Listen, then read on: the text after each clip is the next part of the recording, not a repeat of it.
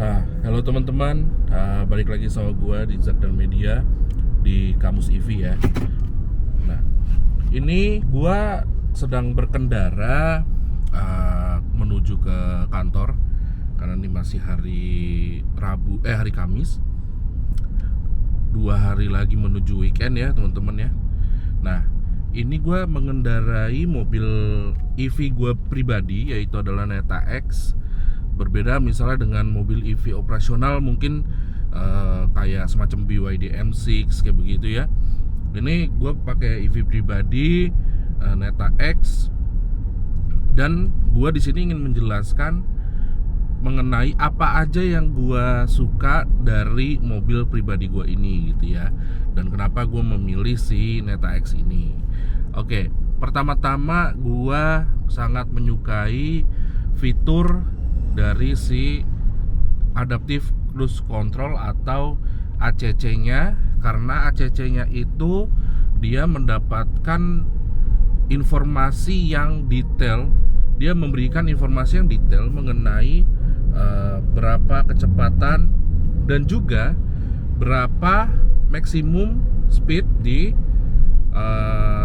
jalanan ini. Ini seperti sekarang ini gua berada di tol Pulau Mas Cawang, karena tempat kerja gua itu berada di daerah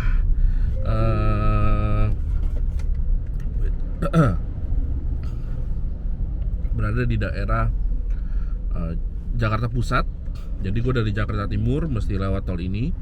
Itu kecepatan maksimumnya itu ada di 80 km per jam. Dan ini dijelaskan secara gamblang di layar kita yang cukup masif ini, sehingga kita mendapatkan informasi yang sangat detail dan bagus. Dan kita bisa langsung diberikan pilihan, kita bisa adjust langsung speed dari ACC-nya, Adaptive Cruise Control itu ke angka 80 sebagai speed limit di jalan tol Pulau Mas Cawang ini gitu ya. Dan gua selama pemakaian, karena gua kan suka TikTok juga, Jakarta Bogor ya.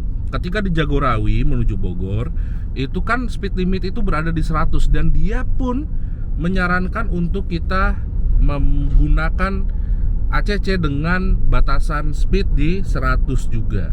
Nah, ini sangat berguna. Kenapa? Karena kita itu saat ini kan seringkali menemukan ETLE atau tilang elektronik yang kadang-kadang juga merekam speed limit kita gitu ya, sehingga ini bisa menghindari kita dari dapat surat cinta dari polisi gitu ya, TMC Polda Metro Jaya.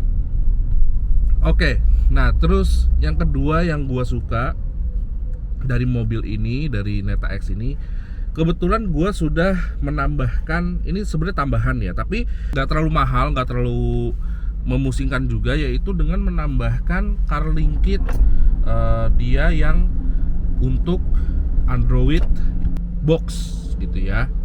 Nah, kenapa gua suka? Karena begini sih teman-teman, kalau misalnya pun mobil kalian sudah support Android Auto, tetap tidak bisa seluas Explore-nya tuh tidak seluas si CarLink Kit Android Box ini. Kenapa? Karena CarLink Kit Android Box ini bener-bener bisa memindahkan gitu ya, seperti memindahkan HP Android kita, smartphone Android kita ke layar si mobil kita ini gitu, sehingga benar-benar fitur yang didapatkan itu setara dengan HP Android, dan itu sangat bagus gitu ya. Ada YouTube, Netflix, apapun lah, karena ada Play Store-nya teman-teman. Jadi ketika gua ini seringkali gua pakai ketika gua harus parkir cukup lama dan gua harus menunggu, karena gua memanfaatkan mobil listrik juga yang dimana tidak menggunakan bensin, sehingga ketika standby makan daya listriknya itu ya sesuai aja dengan apa yang kita keluarkan gitu ya. Kalau bensin kan ya makin boros ya kalau kita standby begitu ya. Itu membuat gue bisa punya entertainment system yang cukup baik ketika gue harus seperti itu. Misalnya gue bisa nonton Netflix, gue bisa nonton YouTube kayak begitu ya. Nah, terus mungkin ini juga bisa ditambahin juga nih ke mobil kalian ya gitu. Nah, lalu yang ketiga adalah gue suka dengan si kalau kata orang jadulnya itu speedometer gitu ya. Speedometernya itu panel instrumen ya kali ya. Itu tuh bener-bener simple dan bisa dibikin lebih simple lagi di settingannya. Jadi nggak yang apa ya, nggak yang kayak mobil konvensional yang ada jarumnya, ada ini terlalu ribet dilihatnya. Ini simple tapi tetap informatif.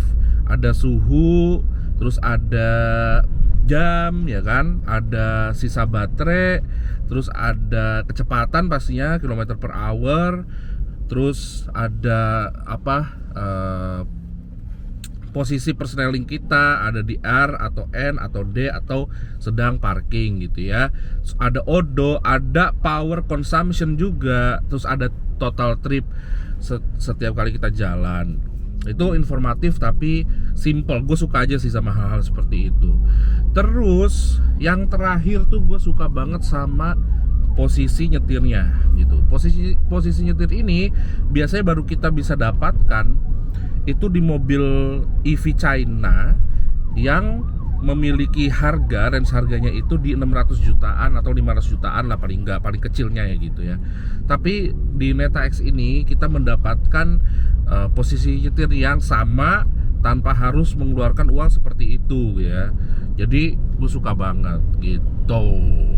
Intinya itu, dan kalau yang gue nggak suka nanti akan gue bahas di video selanjutnya.